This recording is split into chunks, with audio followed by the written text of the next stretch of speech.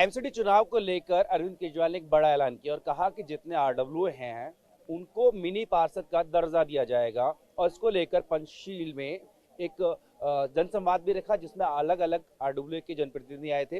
क्या बातचीत हुई? मेरे साथ में कुछ लोग हैं, आप आरडब्ल्यू के रिप्रेजेंटेटिव हैं। हाँ जी, कहाँ से आए?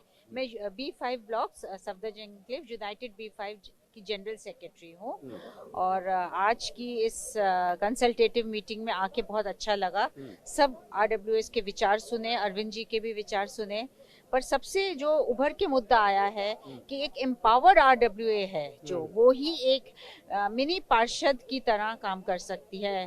तो अभी हमारे ब्लॉक में हमारे इनफैक्ट मालवीय नगर कॉन्स्टिट्यूंस में सोमनाथ भारती जी ने मोहल्ला सभा बनाए हुए हैं जिसके थ्रू हमारे ग्रीवेंसेस बहुत हद तक सॉल्व हो जाते हैं, पर जहाँ पे पार्षद की बात आती है वहाँ नहीं सॉल्व हो पाते। तो अब अगर आरडब्ल्यू एम्पावर्ड होगी तो बहुत कुछ आरडब्ल्यू लेवल पे ही दिल्ली का एक सुधार हो सकता है, पार्षद तक जाने की जरूरत भी नहीं चाहे पड़े। हाँ जी बिल्कुल, इस तरह से काम कर दोनों एक ही आरडब्ल्यू से हैं? ये भी अच्छा, ठीक है ठीक है। मुझे बताइए कि आपने सबने सजेशन दिए, उन्होंने भी कहा, लेकिन क्या ये फिजिबल लगता है, ऐसा होना मुमकिन है? हाँ बिल्कुल मुमकिन है। I think let us see it from A positive set point of view because जैसे इन्होंने बताया संगीता जी ने, हमारे यहाँ पर हमारे जो एमएलए हैं उन्होंने मोहल्ला सभा ग्रुप्स खोले हैं, उसके through already we are very empowered and if the आरडब्ल्यूएस आर गिवन पावर्स तो उनकी एम्पावरमेंट से जो छोटी छोटी समस्याएं होती हैं जैसे बैकलाइन क्लीनिंग की है, पार्क्स मेंटेनेंस की है, गार्ड्स को रखने की है, वेस्ट मैनेजमेंट की हैं, ये छोटी समस्याएं छोटे लेवल पे अगर होती जाएंगी तो बड़ी समस्याएं नहीं होंगी। जो आज कूड़े के पहाड़ आपको दिख रहे हैं,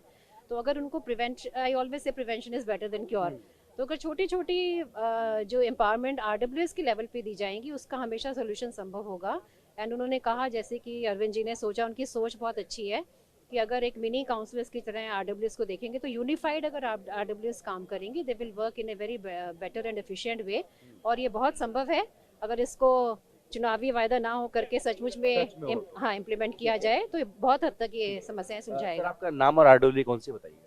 मैं राजीव काकरिया GK1 आरडब्ल्यू और सो सेवा सिटी फाउंडेशन का फेडरेशन का ये हूँ। मेरा सवाल आपसे ये है कि आप इस कदम को कैसे देखते हैं? एक तो अवेयरनेस को लेकर होता है कि अवेयर किया, गंदगी का मामला वहीं निपट गया।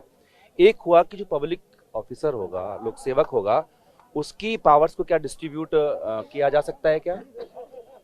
देखो पब्लिक से जो है उसकी पास का डिस्ट्रीब्यूट नहीं हो रहे हैं, it is a force multiplier मेरे हिसाब से।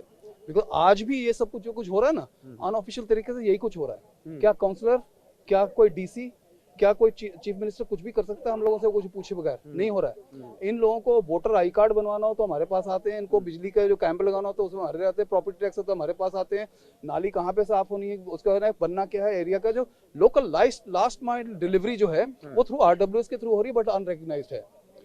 तो पहचान मिल जाएगी, पहचान उससे क्या हो जाएगी कि मैं और हम ये बात कर रहे हैं कि जैसे मैंने अपने सेशन में भी बोला कि भाई इसको एक प्रॉपर एक्ट के अंदर लेके आए, राकी सोसाइटी एक्ट 1860 के, उससे क्या होगा, that is a Toothless act. Proper act बनेगा तो उसमें अभी आज की तारीख में आरडब्ल्यूएस भी अकाउंटेबल नहीं है और ना ही ये बड़ा सवाल ना है ही कि जवाबदेही कैसे जवाबदेही होगी। तो आप अपना नाम बताएं। मेरा नाम अरविंद कैला है, मैं कैलाश कॉलोनी आरडब्ल्यू का प्रेसिडेंट हूँ और सेवा सिटी का मेंबर। अरविंद जी, ये कहा कि आपको एक्सपेंसेस दिए जाएंगे ऑफिस चलाने के लिए, तमाम चीजों के लिए, लेकिन जो इन्होंने सवाल उठाया अकाउंटेबिलिटी कैसे तय होगी? That's a very serious question because financial prudence चाहिए, पब्लिक का पैसा है, गवर्नमेंट की स्पेंडिंग है, वो लास्ट माइल डिलीवरी जिससे भी होगी, जैसे काउंसलर अकाउंटेबल होता है तो अगर पब्लिक का पैसा देंगे तो शायद वहाँ भी एक अकाउंटेबिलिटी स्ट्रक्चर क्रिएट करना पड़ेगा। तो बॉटलनेक्स हैं, जैसे सीएम ने कहा कि बेबी स्टेप्स लेंगे, ट्रायल करके देखेंगे। ये जो आपने मुद्दा उठाया फाइनेंशियल एक्टिविटीज़ का, ये बहुत एक सीरियस कंसर्न है। आई थिंक इसके बारे में more thought has to go into it.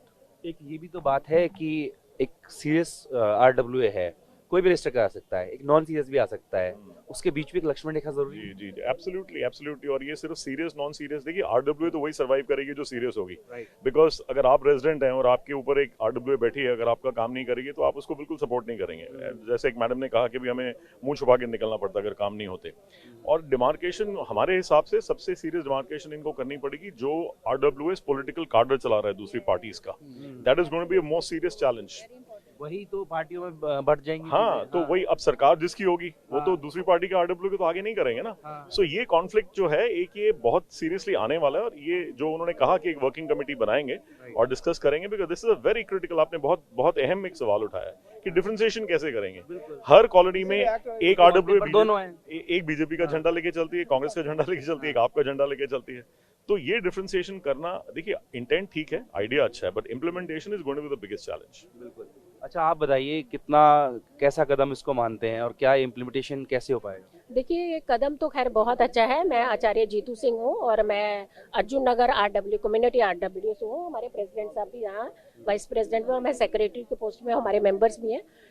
सबसे बड़ी बात है, स्टेप जो होते हैं, बेबी स्टेप चाहे बड़े स्टेप कुछ भी, बट इनके ऊपर वर्क करना बहुत ज़्यादा ज़रूरी है। सिर्फ बातों की बात नहीं होती है, क्योंकि जनता बहुत ज़्यादा टॉर्चर रही है, हमेशा उसे फेस करना पड़ा, प्रॉब्लम्स उसी को झेलनी पड़ी। लेकिन सबसे ज़्यादा काम भी आरडब्ल्यूज ही करती हैं, और उसके बावजूद भी उनके बेचारों के काम ही नहीं होते, वो तो धक्के ही खाते रहते हैं एमसीडी के अंदर, क्योंकि इतना ज़्यादा बुरी हालत है।